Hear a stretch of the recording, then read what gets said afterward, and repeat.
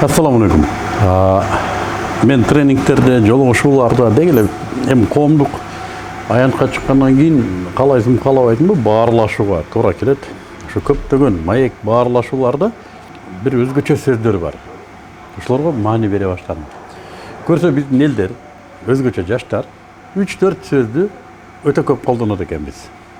Жалкоолук, жоопкерчилик, билим, аракет деген 3-4 сөздү аябай көп колдонот экенбиз. Эмне кылуу керек? Аракет кылуу керек. Эмнеге болбой атат? Жоопкерчилик жок. Эмнеге жоопкерчилик жок? Биз жалкообуз да. Эмнеге жалкообуз? Биз билимибиз жок. Бирок бул сөздөрдүн артында эмне турат? Биз ойлонбойт экенбиз. Мен кээде такып сурайм. Жоопкерчилик деген эмне деп? Жооп таппайбыз. Аракет деген эмне? Түшүндүрө албайбыз. Ошондой эле жалкоолук. Мына бүгүн ушу жалкоолук жөнүндө сүйлөшөйүн дегенбиз. Жалкоолук дегенде өзү көз алдыбызга биздин түшүнүгүбүздө бул бир ишти кылбай коюу ушу келет. Бир ишти кылбай коюу. Кылбай коюу кандай?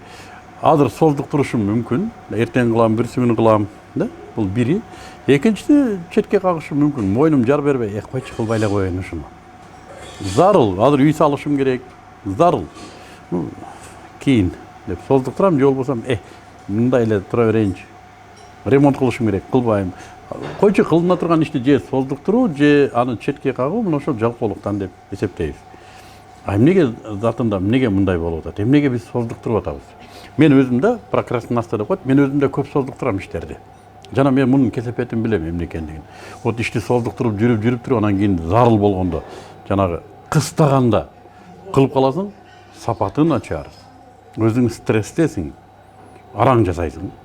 Үлгүрбөй калсаң, уят болосуң. Эптеп-септеп жасайсың. Бул создуктуруунун кесепети ушундай. Создуктуруунун дагы бир кесепети бар экен, биз зарылдык туткунуна кирип калат экенбиз. Кылбай жүрдүк, анан кокусунан кылуу керек болуп калды. Муну таштап койдум эле, муну кылыш керек болуп калды. Ошо бизди зарылдыктар мына жакта чыныгы муктаждык турат, кылына турган иш турат, бирок мурда биз кылбай койгон нерсе тоскоолдук кылат. Муну кылып коеюнчу, иш чыгып калбадыбы? Мына жака барыш керек болуп калбадыбы? Мынтиш керек болуп калбадыбы? То есть создуктуруунун кесепети ошо. Бир эле ден соолук маселесинде мисалы үчүн. Мен ден соолугумду оңдошум керек эле, мына тишимди барып каратышым керек эле, мен создуктуруп жүрөм. Эртең, бүрсү күн шайлоо келип калды, мен шайлоодо чыгып сүйлөшүм керек. Анан ошондо тишим ооруп баштады. Мына бүгүн мен дебатка чыгышым керек, мен доктурда отурам, тишим оңдотуп. То есть эгерде биз создуктура берсек, кесепети баары бир келип тиет экен. Жалкоолук демек создуктуруу жана кылбай коюу эмнеден көз каранды? Мен изилдедим ошону туугандар. Биздин нафсибиздин каалоосун моделдеп бере турган бул орган мээ. Мээге эгер тапшырмалар анык жана таасын берилсе, ал бат жана сапаттуу чечимдерди берет экен. Эгерде мына ушул мээге тапшырма бүдөмүк берилсе, белгисиз жалпылыкта берилсе, мээ эмне кыларын билбейт экен туугандар. Ал отура берет экен, жылдар бою отура берет экен. Мисалы үчүн ден соолукту карашым керек эле. Мээ түшүнбөй атат, эмнени караш керек? Ден соолук деген жалпы нерсени билет, бирок бул эмне өзү конкреттүү азыр учурда эмне бул? Тишим, кайсы тишимди? Азуу, кашка тишти. Качан?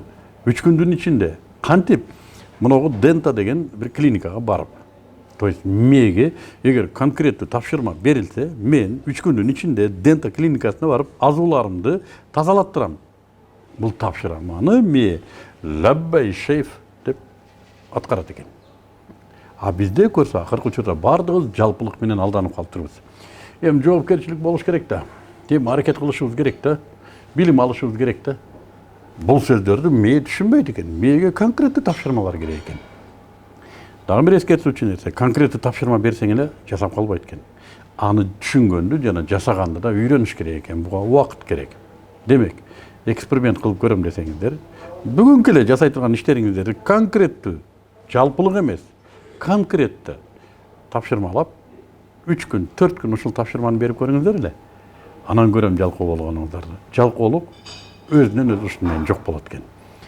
Эмне үчүн жалкоолук пайда болду? Себебин айттык. Демек, мээде маанилүүлүк жок, актуалдашуу жок.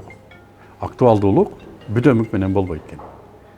Демек, актуалдаштыруу үчүн анык тапшырмалар керек. көпчүлүк тренингтерде ушул маселеде максат койдуруу, мотивация берүүдө биз алданат экенбиз. Ушу мотивация менен жалган бүдөмүк максаттар менен 3 күн 4 күн жүрөбүз, анан кийин кайра эле мурдагы тас кейпибизди кийебиз. Эмне үчүн? Бүдөмүк, конкретика жок. Демек, ар бир тапшырма конкреттүү болгондо гана мээ аны моделдеп, дене аткарганы кирет жана мындан нафси ыраазы болуп рахат ала баштайт. Ушуну гармония дейт туугандар. Анда жалкоолуктан чыгалык.